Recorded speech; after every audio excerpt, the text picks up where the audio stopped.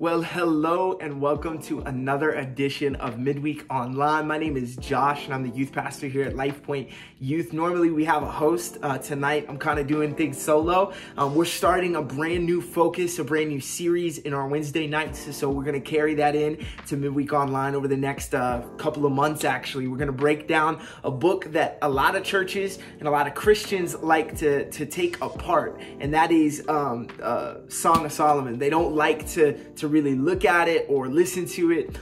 There's a lot of churches that don't even really reference it hardly at all, and it's because of the content. We're going to be talking about relationships. We're going to be talking about dating, about marriage, conflict, communication, and yes, we're going to be talking about sex. Parents, if you are concerned at all about anything over tonight or over any of the future messages that we have, please shoot me a message. Let me know. I would love to be able to talk with you, share your heart, give you some resources on what we like to do. Hopefully it can put your mind at ease because it is important. Your kids are listening to this kind of stuff. So let's get back into it with Midweek Online. Let's go ahead and start with these first 7 verses. We're going to go through a majority of the book, but I want to read the first 7 verses. It says this, and it opens with a banger, okay? It says, "Let him kiss me with the kisses of his mouth, for your love is more delightful than wine. Pleasing is the fragrance of your perfume.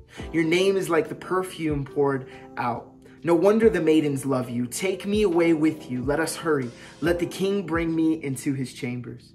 And then the friends say, "We rejoice and we delight in you. We will praise your love more than wine." The woman once again says, "How right they are to adore you. Dark am I, yet lovely, O daughters of Jerusalem. Dark like the tents of Kedar, like the tent curtains of Solomon. Do not stare at me because I am dark, because I am darkened by the sun. My mother's sons were angry with me and made me take care of their vineyards. My own vineyard I have neglected. Tell me, you whom I love, where you graze your flock and where you rest your sheep at midday. Why should I be like a veiled woman beside the flocks of your friends?" You see, there's a lot to unpack, and a lot of this is super poetic. I want to encourage you over these next few weeks. Normally, I don't do this, but check out the midweek replays on Sunday at 7 o'clock. We try to put them up every week, and it's important to gain a lot of the context. I don't have the time to be able to break it down with everything, and so please go and check those out as well. But let's break down the majority of what they're talking about in this these first 7 verses, and that is this. The man and the woman is the only one who's speaking here. They're both looking back on their marriage and basically just taking a trip down memory lane, taking a look at what attracted them to each other. You see, attraction is an important part of relationships, an important part of dating, an important part of marriage, and yes, an important part of intimacy and sex. And so what is so interesting about this first interaction is that as she is talking, she makes a point to talk to the man about how attractive he is. And she makes a note, "Man, you are beautiful and I love you and you are just amazing." And she's really hyping him up.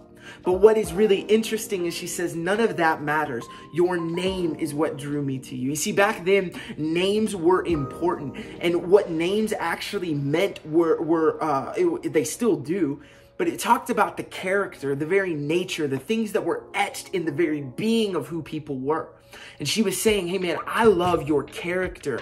I love who you are way more than what you look like, way more than what you do." Let me tell you, if you try to find somebody who has all of the right looks, they have all of the money, they have all of the talent, they have the personality that just seems like on the outside it's amazing. Maybe they got an amazing job, maybe they drive an amazing car. Let me tell you that if their character is out of whack, you're not going to be in a good spot. Your only thing that you will do is serve yourself a little slice of hell. Because once you make a decision to enter into a relationship, enter into a marriage more specifically, man, you're in that decision and you are tied to that theoretically forever. That is the decision that you make. That's the covenant that you make as Christians when you stand before God and before other people and you make a commitment to each other. It is important. You're basically putting the happiness and the feelings and your own mental health into the arms of somebody else. Obviously, God still has it. right? That there's an element of that is so important. But you are saying this person and God are the only two people who have control over how I'm treated and how I feel about myself, in addition to what I feel about myself, because that's important too. Character is key. And what she's saying is, I care about your character way more than what you look like, way more than your personality, way more than your popularity, way more than anything that you do. I love who you are. And that's an amazing thing. Then she points the finger back at herself, and she says, hey, listen, I know that I'm attractive, but I have some physical ailments in myself. She says, my skin is darkened. You see, back in those times, it was important to keep your skin clean. And I think it's still important, right? Some of you guys, maybe you don't shower, maybe you don't put on enough deodorant, you need to, but what she is saying is, hey, I've actually been in the vineyards. I was working. My brothers made me work. They commanded me to take care of their vineyards, and in doing so, I neglected my own body, and now my skin is marred. It's darkened. There's blemishes. There's things that are wrong with it, which was a huge deal back then.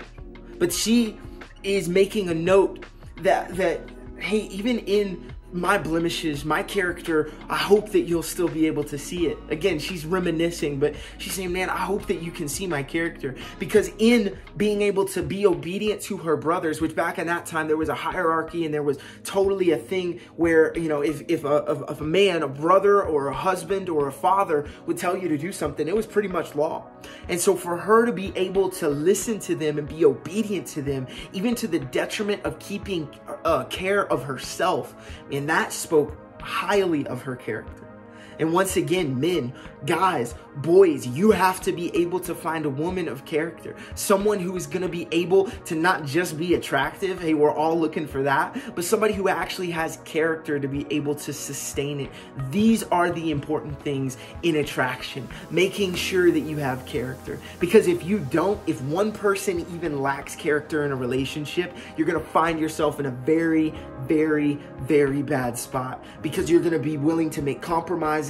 Somebody else is going to be compromising themselves and trying to compromise your relationship. It's never a good thing. We have to remain integrous in the way that we live our lives, in the way that we date, in the way that we pursue relationships, so that we don't find ourselves in these bad things. Hey, I get it, man. There are so many people who are dealing with broken relationships. The divorce rate in America is 50%, and that's for all marriages. That's not including the fact that there are 80% of first-time marriages that end in divorce. And I'm not here to say that if you are experiencing that or have experienced that you should draw battle lines and somebody's right and somebody's wrong.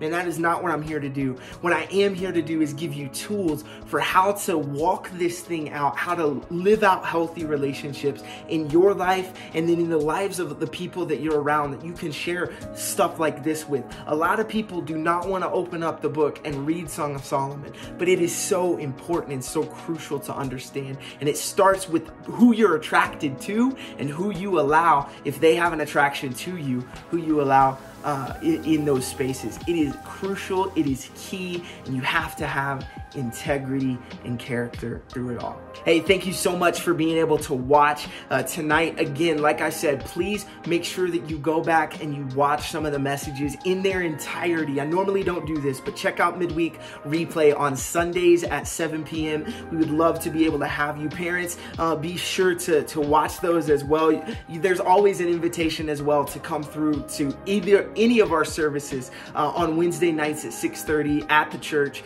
and we would love to be able to do that. Thank you so much for watching. I hope that you guys can catch us on Sunday for our discipleship groups, or catch us for Midweek Online or Midweek Replay on Sunday afternoon as well. We love you guys. Can't wait to see you again. Have a great rest of your weekend.